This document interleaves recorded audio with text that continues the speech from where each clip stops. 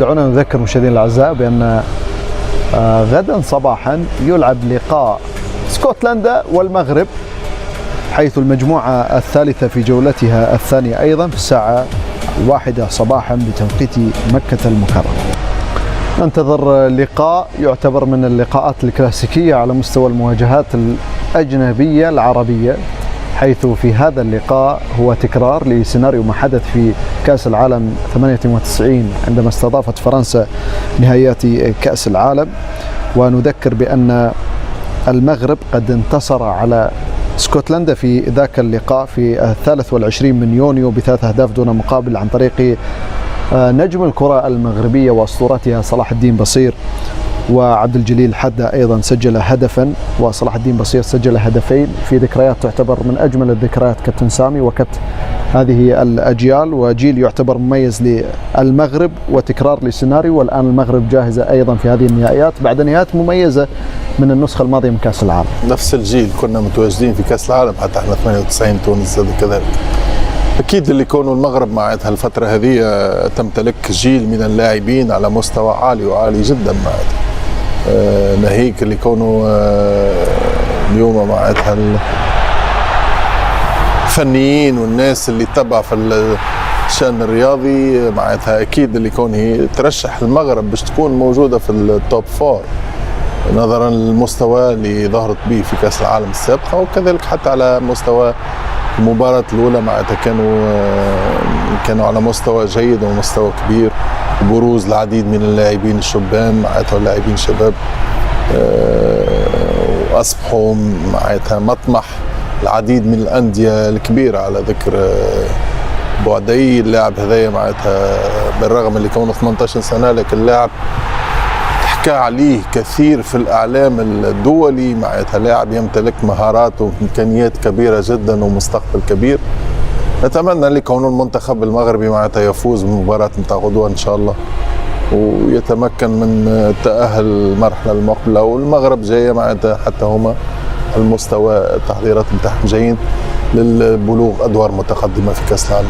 أذكركم مشاهدينا الأعزاء اليوم في الساعة 10 مساء بتوقيت مكة المكرمة لقاء الإنجليز.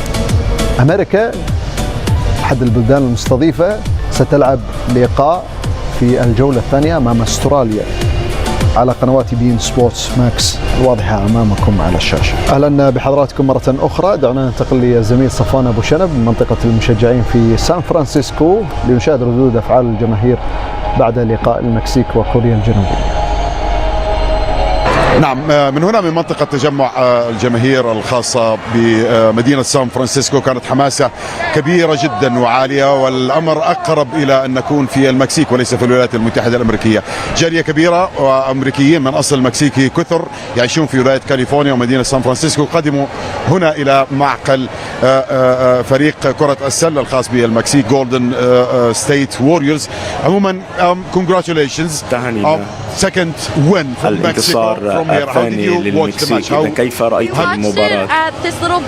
شاهدنا المباراة بالقرب من هنا وكذلك كانت أجواء رائعة جدا، كانت مذهلة وعجبتني كثيرا المباراة. إذا إلى أي مدى كان مثير مشاهدة المباراة وسط الجماهير وفي هذا المكان. أعتقد أن الجميع معا وكذلك حتى لو كان هنالك جماهير من الفريق المنافس، ولكن نحن نستمتع معا وسويا، وكل المكسيكيين كانوا يحتفلون بهذا الانتصار وكنا معا كجالية مكسيكية وسعداء جدا بذلك. مع إذا هذا المشجع المكسيكي من دواعي السرور أن تكون معنا، ولكن أتساءل كيف غير كأس العالم فيفا 2026 الأجواء هنا في سان فرانسيسكو. نعم، تغيرت الأجواء وحدث بين الجميع وجمعت الناس معا من كل أرجاء العالم. وكنت أتحدث وأنا لدي عائلة من سويسرا، وكذلك نتحدث عندما كأس العالم وقطر، ولكن الكأس العالم في نهاية المطاف غيرت سان فرانسيسكو للأفضل أفضل الجميع وحدث بين الجميع وأن يحل السلام في كل العالم. تهانينا على الانتصار اليوم. إلى أي مدى كان ذلك مهما للمكسيك؟ مهم جدا. والدي فارق الحياة وكان دائما ما يتمنى أن يفوز المكسيك بكأس العالم وأن هنالك فرصة لتحقيق ذلك. إذا تحيا المكسيك وتحيا قطر. Wish his hope achieved. Thank you very much. Thank you. Thanks. إذا حالة حماسة كما تابعنا. فقط في عجالة هذه المنطقة كما تحدثنا هي مخصصة. طبعا الاحتفالات لا تزال. Thank you.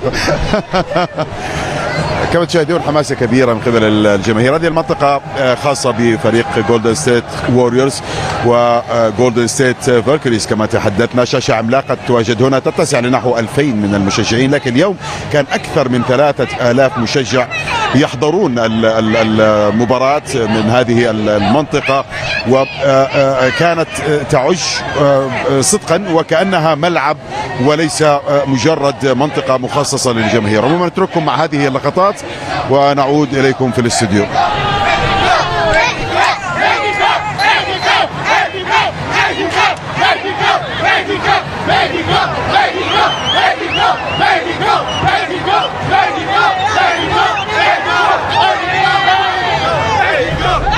شكرا لصفوان منطقة المشجعين في سان فرانسيسكو. كان يجب على صفوان أن يواصل الرقص مع جماهير المكسيك. صح عماد؟ صحيح. المفروض صح يتفاعل معهم. يتفاعل مع الجماهير المكسيكية. لا الجماهير المكسيكية والشعب المكسيكي طيب كثير والله بأمانة. حد كان يشيد فيهم شيبو كثير. يوسف شيبو لأنه سافر سفرة مطولة يعني فيها 3-4 ترانزيت مع يوسف شيبو حتى وصل إلى ملعب مكسيكو سيتي. صحح لي عماد لو لفظت الاسم غلط لانك متخصص في اسماء كورية.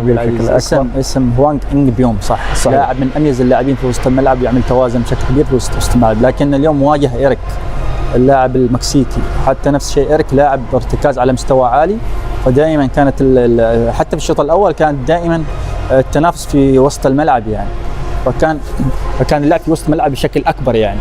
ولكن دائما في مثل هذه المباريات لما تواجه فريق ند بند بالنسبه لك انت اكيد ان هناك راح تكون اخطاء، والخطا اللي عمله حارس المرمى اعتقد كلف المنتخب الكوري الشيء الكثير في مباراه اليوم.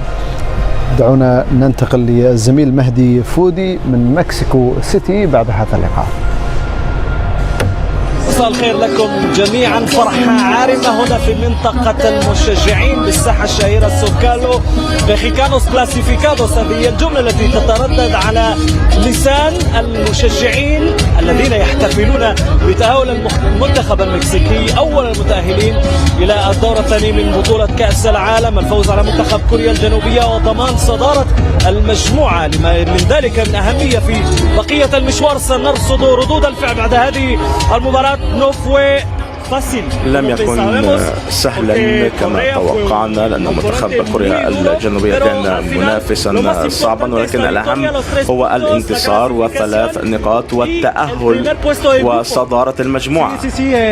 نعم هذا صحيح، أعتقد أنها كانت مباراة صعبة جدا، هذا صحيح. المنتخب الكوري هو منتخب ومنافس قوي جدا، ولكن المكسيك تحتاج إلى أن تحسن بعض الأشياء، أن نلعب بديناميكية أكبر لأن المنتخب الكوري كان ديناميكيا ومتحركا بشكل كبير، ولكن هو من أصعب المنتخبات. أجواء لا تصدق هنا، ولكن الأهم هو التأهل وصدارة المجموعة كذلك. نعم نحن أتينا من أجل أن نشجع منتخبنا، والأجواء هنا في هذا المكان هي مذهلة لا تصدق. لا أعتقد أنه من الممكن أن نعيش ما نعيشه هنا في أي بلد آخر.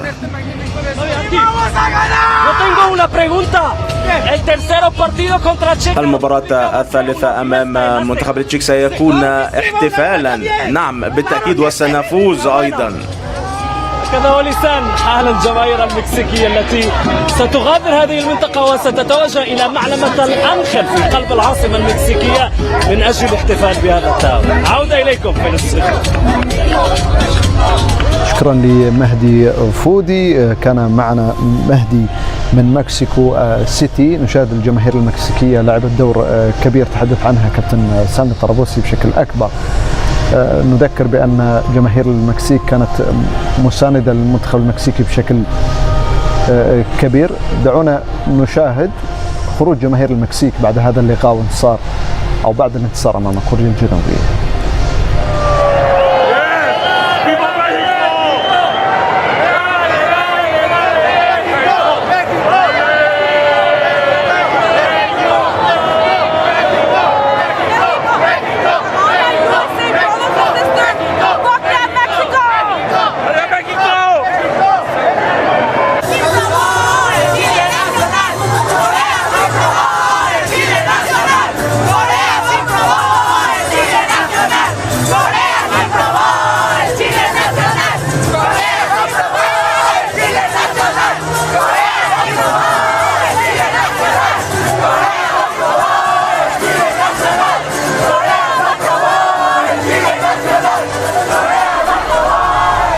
فرحة كبيرة لجماهير المكسيك بعد هذا الانتصار. دعونا ننتقل للزميل جابر العربي من مونتري أيضا في المكسيك بعد هذا الانتصار. نعم، شكرا للزملاء في الاستوديو. معي عدد من الجماهير هنا من منطقة مشجعين مونتري بعد نهاية هذا اللقاء وفوز ثمين للمكسيك و6 نقاط. Congratulations. What you can say about this match? ماذا يمكن أن تخبرنا عن هذا الانتصار؟ في الواقع لم تعجبني المباراة ولكن المكسيك فازت وأنا سعيد بذلك. ما هي تعليقاتك حول المباراة؟ لم تكن أفضل مباراة لنا ولكن نحن في صدارة المجموعة وهذا هو الأهم. وماذا عنك وعن نتيجة مباراة الليلة وكذلك عن المنتخب الوطني؟ كانت مباراة صعبة جدا ولكن نحن نكن احترام لهذا المنافس.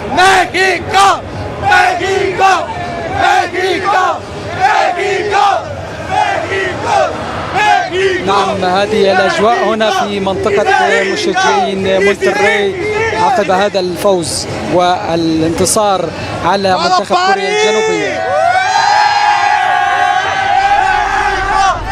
شكرا لجابر العربي من مونتري.